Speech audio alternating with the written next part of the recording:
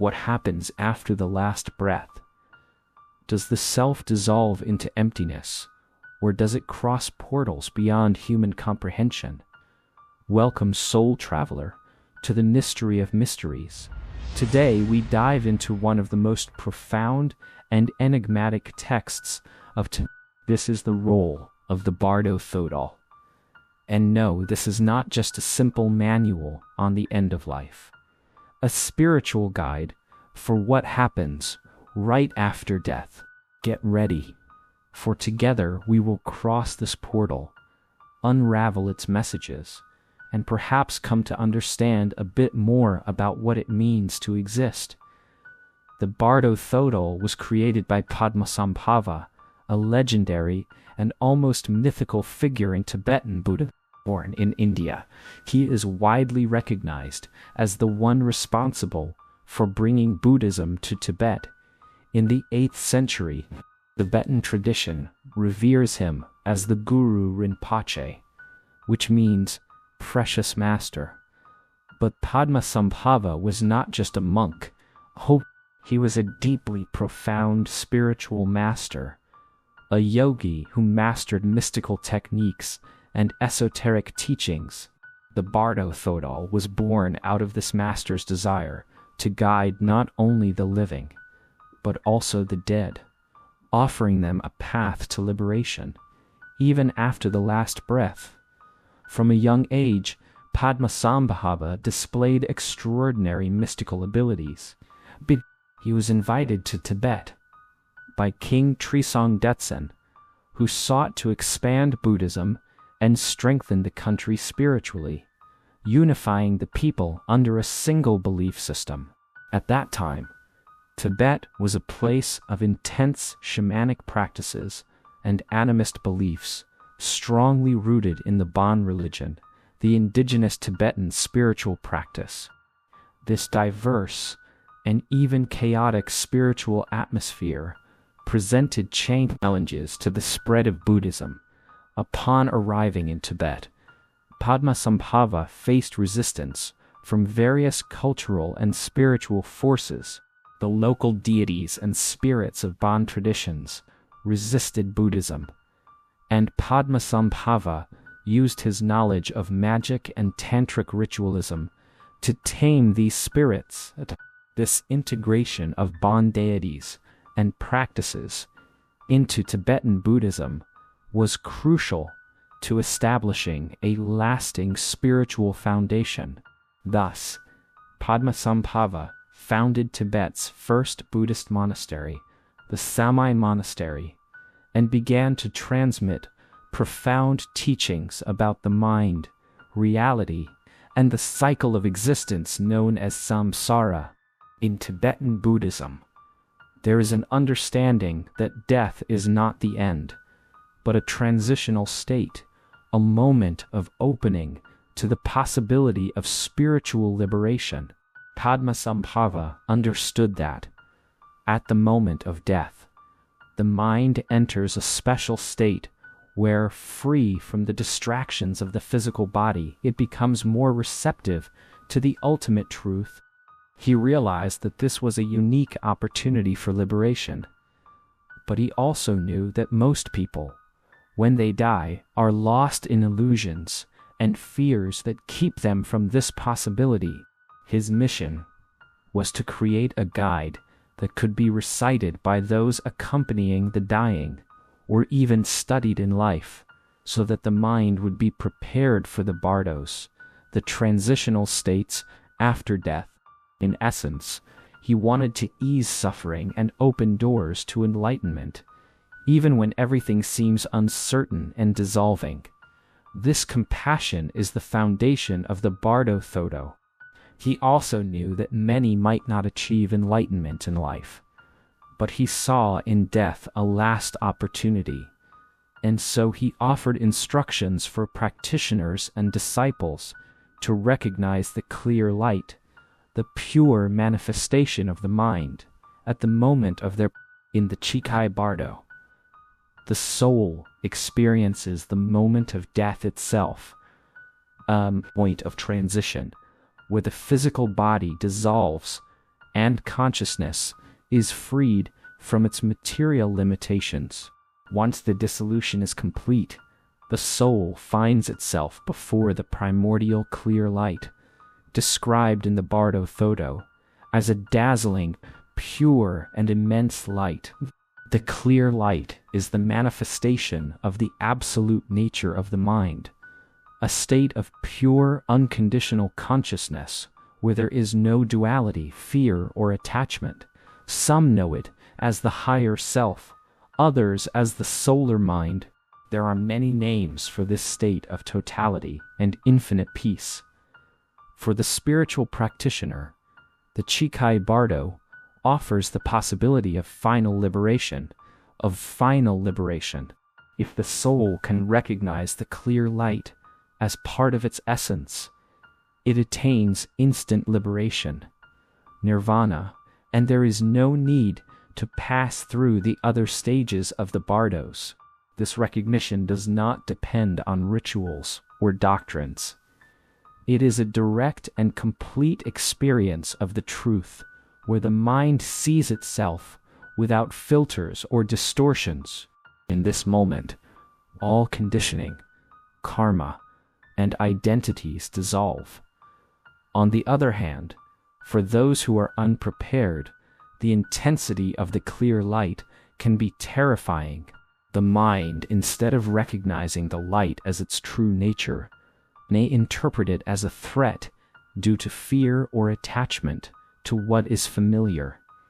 In this case, the soul retreats, losing the chance for liberation, and enters the next stages of the bardos. 2. The Chönyid Bardo, the Bardo of visions. As Carl Gustav Jung once said, gods and demons are projections of the unconscious, powerful, and inescapable until understood as parts of ourselves. In the Chönyid Bardo, the soul finds itself in a state of consciousness, stripped of its physical body, and within a dimension where tangible boundaries no longer exist. Here, the soul experiences projections of its own mind, projections that can appear in both angelic forms and disturbing, frightening visions. This bardo reveals the mind's essence, where all that has been repressed, desired, or feared emerges in an intensified form. The visions in the Chönyid Bardo directly reflect the emotional and karmic states accumulated by the soul over lifetimes. They manifest in two distinct forms: peaceful visions and wrathful visions. For wrath, in the peaceful vision stage, the soul is initially greeted by visions of peaceful deities, which represent enlightened and benevolent aspects of consciousness. These figures may appear as Buddhas, bodhisattvas, or deities of light, emanating the positive qualities cultivated by the soul. The peaceful visions possess a serene presence and offer a sense of peace. However, for the unprepared mind, these visions may be overwhelming or incomprehensible, leading the soul to retreat and doubt the reality of this experience. In the wrathful vision stage, if the soul does not recognize the peaceful, essential nature of the initial visions, it is gradually confronted by more intense visions known as the wrathful deities. These figures are manifestations of anger, fear, and repressed desires, taking on monstrous and unsettling forms. Importantly, these wrathful deities are not external or malevolent entities, but expressions of the mind itself, reflecting the passions and attachments that still bind the soul to the cycle of suffering. The Chönyid Bardo is described as a state. The visions that arise resemble dreams, but unlike ordinary dreams, they carry a striking clarity and vividness. This occurs because the mind now free from the body, experiences its internal energies in an unfiltered way. Everything that was repressed and accumulated emerges with an almost tangible intensity. These visions are considered opportunities for learning and enlightenment, as each one represents an aspect of the self that needs integration or transcendence.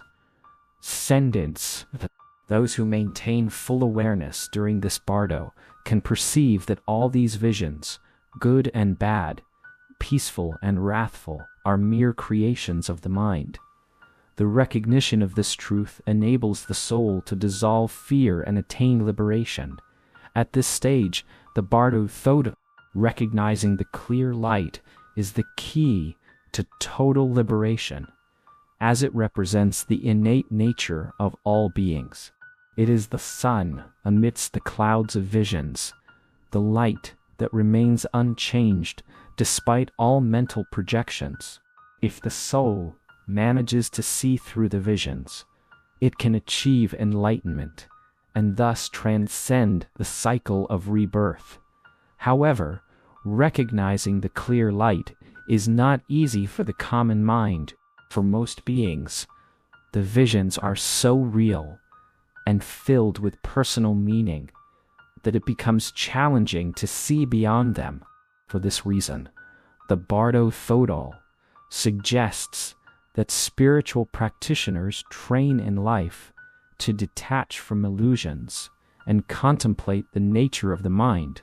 With such practice, even when faced with the intense visions of the Chönyid Bardo, they will be able to maintain their focus on the clear light and find peace. Fear and attachment are the greatest barriers to liberation. The visions, in their intensity, can provoke deep fear, especially the wrathful deities, which represent untamed aspects of the psyche. This fear creates a sense of separation, preventing the soul from recognizing the visions as parts of itself. The soul may desire to flee from these visions, or, out of attachment, fixate on some of them, especially the peaceful visions, which keeps it bound to the cycle of samsara. To overcome this cycle, the soul must recognize the visions as empty of their own reality. In Tibetan Buddhism, this concept is known as shunyata, or emptiness. The mind that recalls emptiness during the Chönyid Bardo can observe all visions, but remains unattached, understand or understand by the dramas that arise in the Sidpa Bardo. Thus, the Sidpa Bardo reveals a simple yet profound truth, that life and death are interconnected, and that the cycle of rebirth is nothing more than a continuous expression of our own choices and perceptions.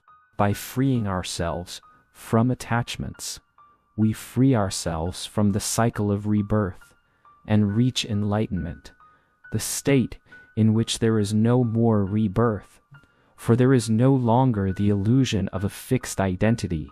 The Bardo Thodol is not just a religious text or a compendium of esoteric beliefs. It is a tool for self-knowledge, a mirror for our mind, and a map for our destiny.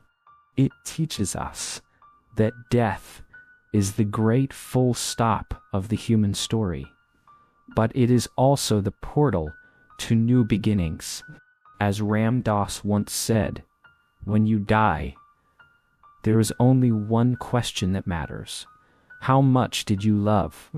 In this sense, the Tibetan Book of the Dead invites us to reflect on our own lives. Are we ready for the final journey? Are we prepared to let go of everything we believe we are? Perhaps by contemplating these teachings, we can not only prepare for death, but also learn to truly live. If this journey into the unknown resonated with you, share this video and subscribe to the channel. Let us know in the comments what intrigues you most about life after death, for the path of self-knowledge is long, and together we can explore the greatest mysteries of existence. Thank you for watching.